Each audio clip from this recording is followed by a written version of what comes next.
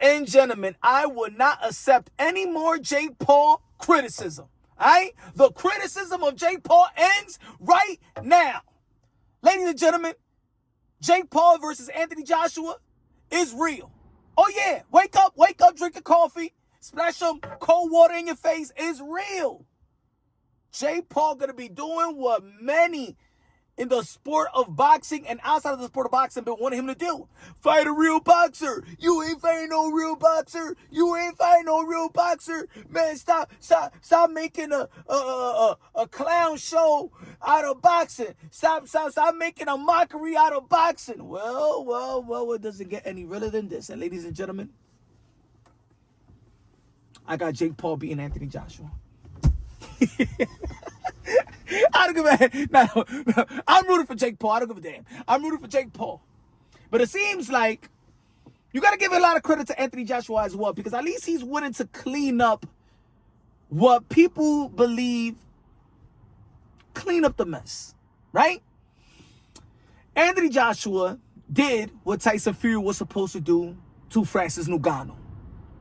Y'all remember Francis Ngannou? Y'all already know. MMA fighter, one of the best, or probably the best, right? Outside of John Jones.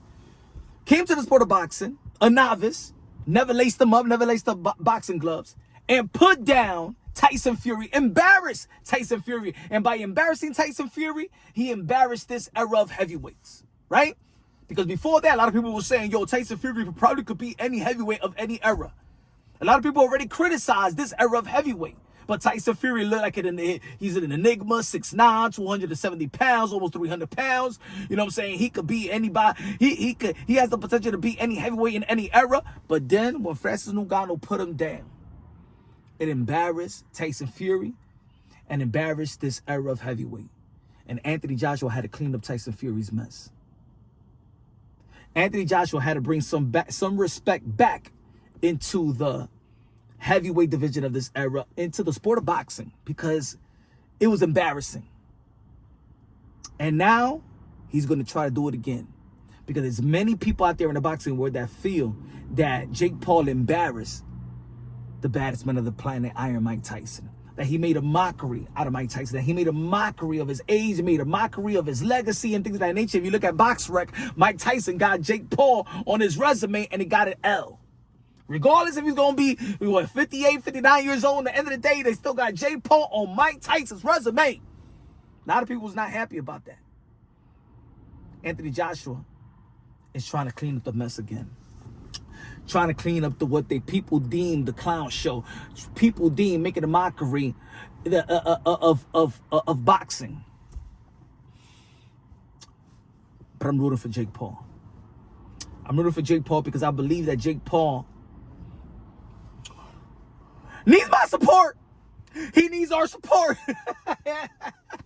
I like Anthony Joshua, but I'm rooting for Jake Paul. Why not?